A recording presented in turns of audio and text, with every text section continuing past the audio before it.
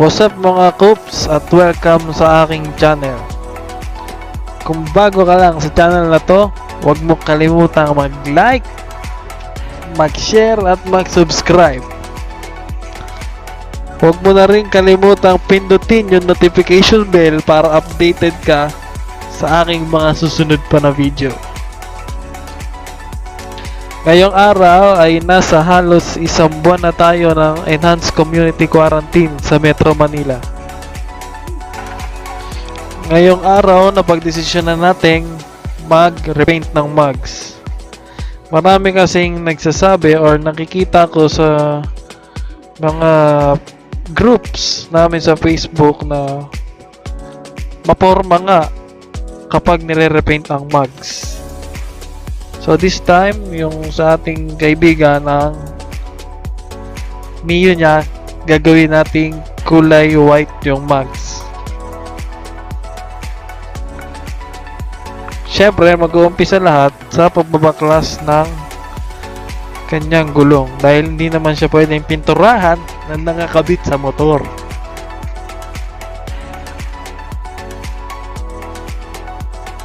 Disclaimer lang, hindi po ako professional na painter or ano man ang tawag doon. Napagdesisyonan ko lang talaga na mag-DIY dahil marami rin ako nakikitang tutorial sa YouTube. So, simulan na natin.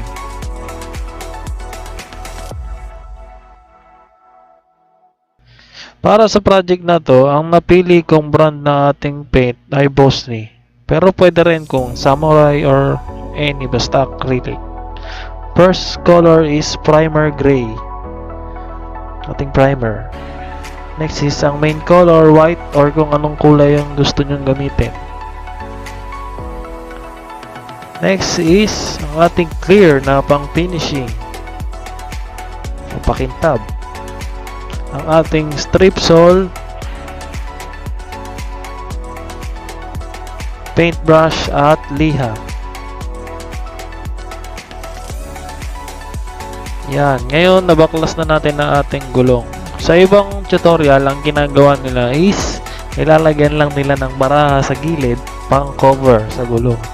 Pero sa atin, napagdesisyonan natin na patanggal yung mismong goma niya para mas pulido yung gawa at yung mga tama ng vulcanize ay maayos din natin. Siyempre, babaklasin din natin yung ating disc brake.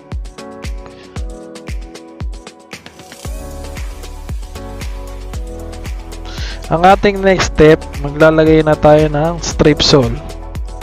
By the way, mag-ingat kayo sa paggamit ng strip sole dahil napakakat nito pag nalagay sa inyong balat. Maganda kung gagamit kayo ng gloves o pang-protekta sa kamay. Tingin ko hindi naman siya tumatagos sa plastic. So yung gloves na pang habang nagluluto siguro pwede naman na. Pero kung mapapansin nyo, hindi ako gumamit. Huwag nyo akong tutularan.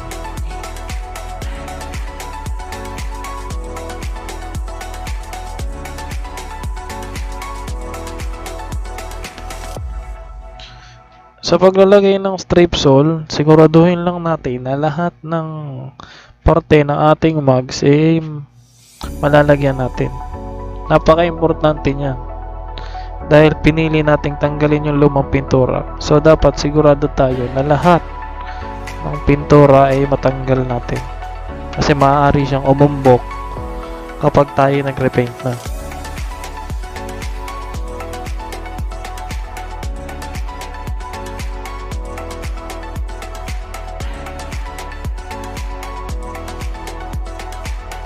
A few moments later. After mga 20 or 15 minutes, mapapansin natin na yung ating strip sole ay bumubula na kasama nung lumang pintura. I think mas effective si strip sole kapag yung in-applyan natin is ibibilad natin sa araw. Doon mo makikita yung bumubula talaga siya. Sa pagtanggal ng strip sole, napagdesisyonan ko na gamitin itong aking pang car wash dahil meron kaming nakatambak na tubig na pinagswimingan noong nakaraang gabi para hindi siya masayang. Pero kung wala naman kayong ganito, pwedeng gamitin ay paleta, yung panglagay ng masilya, which is yun naman talaga yung ginagamit. Pero dahil tamad ako, mas pinili kong ito na lang yung gamitin.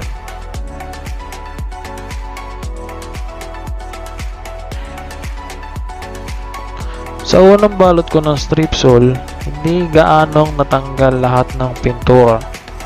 So ang ginawa ko, after nung una, binilad ko siya sa araw, sabay pahid ng Strip-Sol, sabay baril ulit ng car wash. So all in all, mga 3 beses kong ginawa para sure natanggal lahat ng pintura. A few moments later. Ngayon, mapapansin nyo, makinis na siya. Hindi pa ganun kapulido, pero napansin ko kasi na yung mga natirang pintura is hindi naman siya uumbok. At tingin ko madadaan ko naman siya sa pagliliha.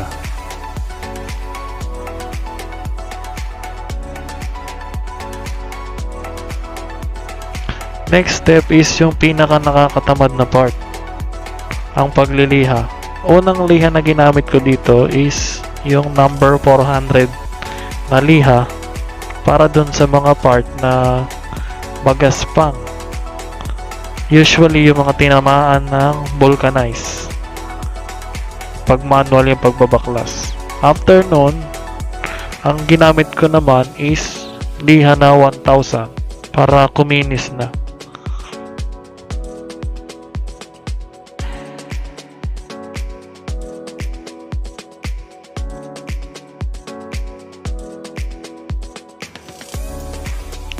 Siguraduhin lang natin na lahat ng singit-singit ng ating mugs ay maliliha natin. Ito ay para masigurado natin na kakapit yung ating pintura sa ating mugs.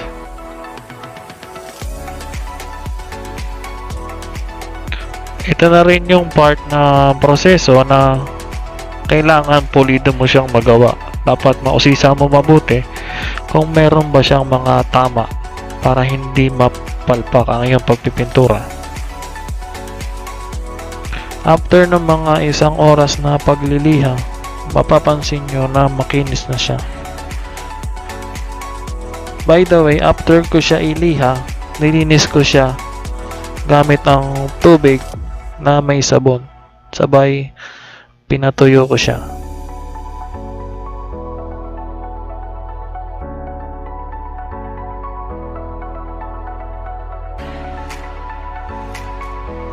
Next step naman is tatakpan na natin yung mga butas. Dito na tayo magpe-prepare para sa ating pagpipintura. Ginamit ko dito is plastic na tape dahil may mga part na kailangan basain natin. Pwede naman yung papel, kaso kapag magliliha na at babasain ay malaki yung chance na siya ay masisira. So para sigurado, plastic ang ginamit natin.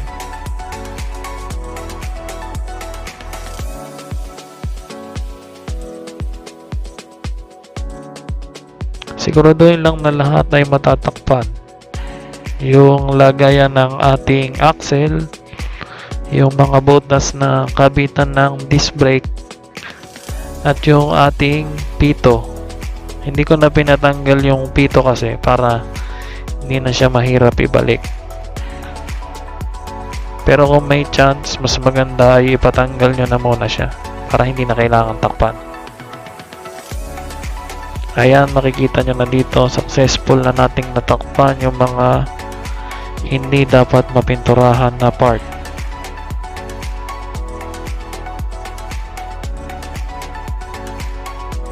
Proceed na tayo sa pagpipintura.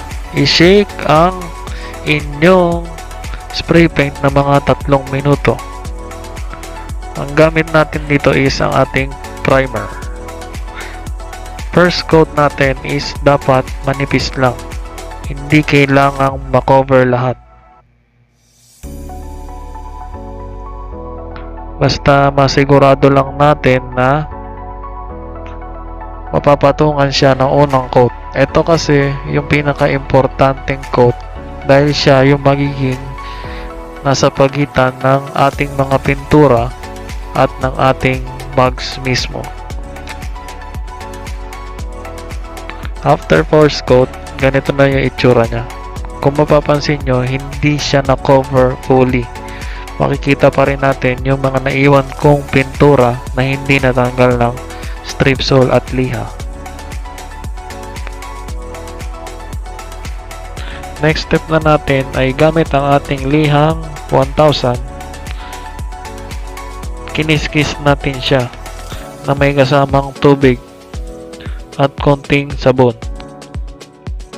Ito ay para mapagaspang yung ating first coat ng pintura nang siya ay kapitan ng mga susunod natin na coat. Napaka-importante na iliha natin siya.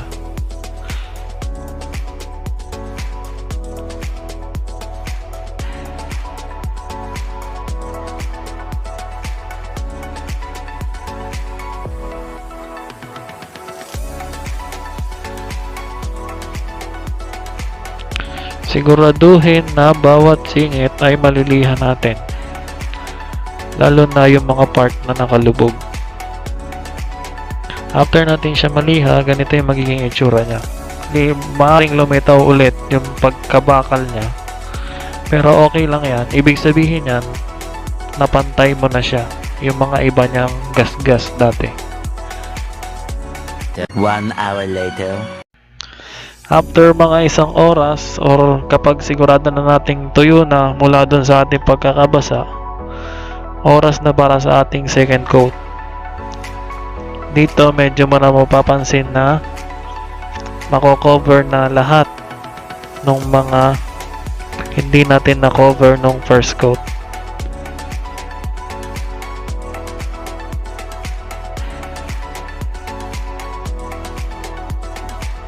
Mas manipis, mas maganda.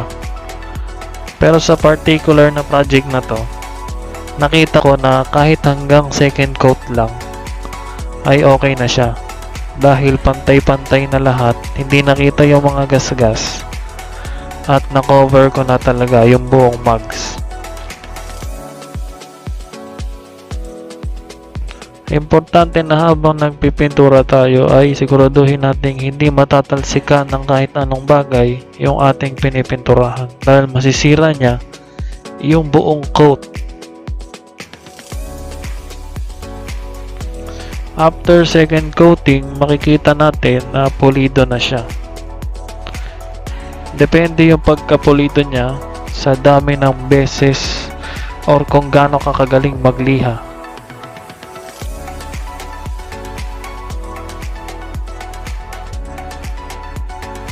Ayan, mapapansin nyo na kahit mga singit-singit ay naipantay ko ang mga pintura.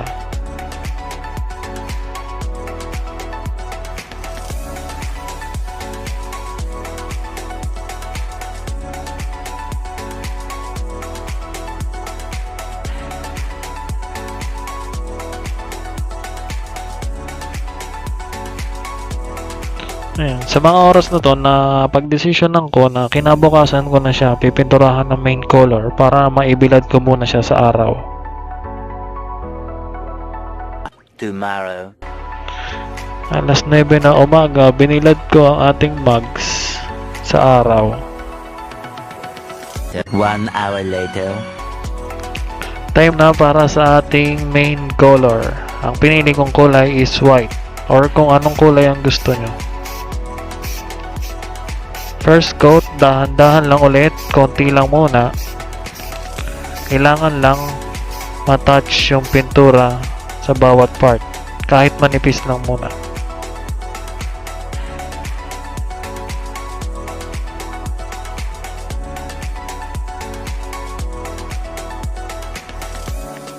Dito medyo nahirapan ako dahil ngayon ko lang napagtanto na yung pwesto ko ay masyado palang mahangin. Importante na kapag nagpipintura ka ay dapat walang masyadong hangin dahil malaki yung chance na may tumalsik na ibang bagay sa iyong pinipinturahan o kaya naman mag-iba yung direksyon ng pag-i-spray.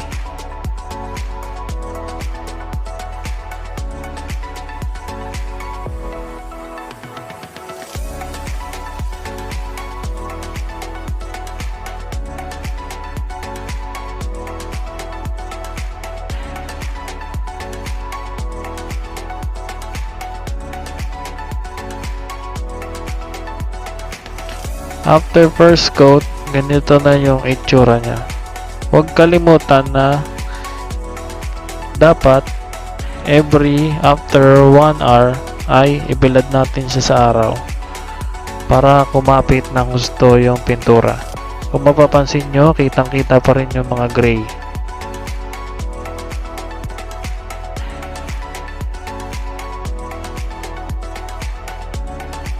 One hour later. Now it's time para sa ating second coat. Dito makikita mo na nagiging white na talaga yung mugs. Again, kailangan manipis lang din ulit. Hindi mo kailangang madaliin dahil baka tumulo siya. After, bilad ulit.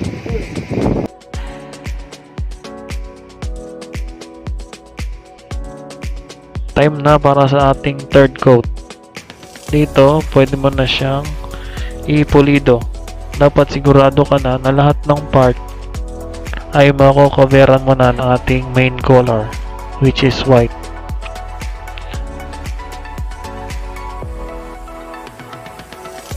Kung mapapansin nyo, ayan, covered na talaga siya. Lahat ng mga nakalubog, pati yung gilid mismo.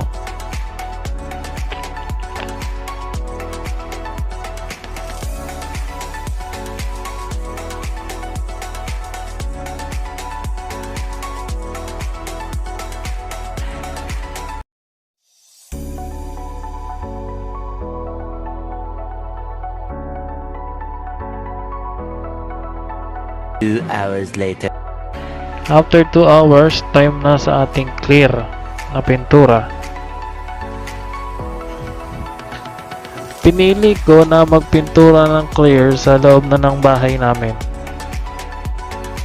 para makasigurado na wala nang tatalsik or kahit dapuan ng insekto.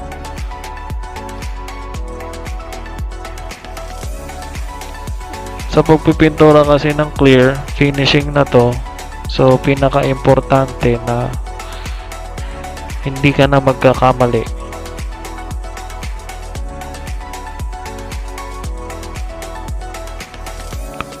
First coat lang ulit na manipis. Yan ang itsura after first coat. Makikita mo na makintab na siya, pero hindi pa lahat.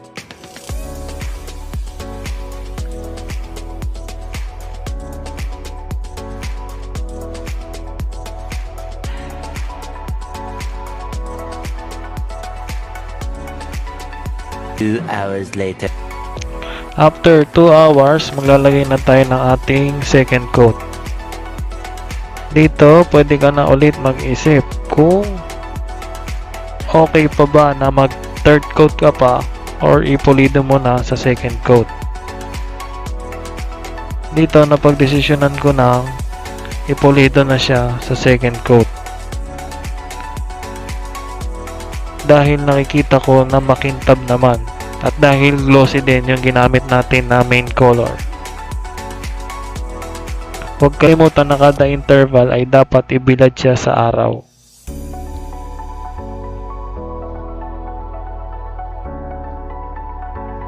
Ayan, makikita natin makintab na siya. Sa inyo naman, kung makita nyo na hindi pa siya ganun kakintab lahat, pwede pa kayo mag third coat. Ako, kontento na ako sa kintab niya, so pwede ko na siyang patuyuin hanggang bukas. Day 3.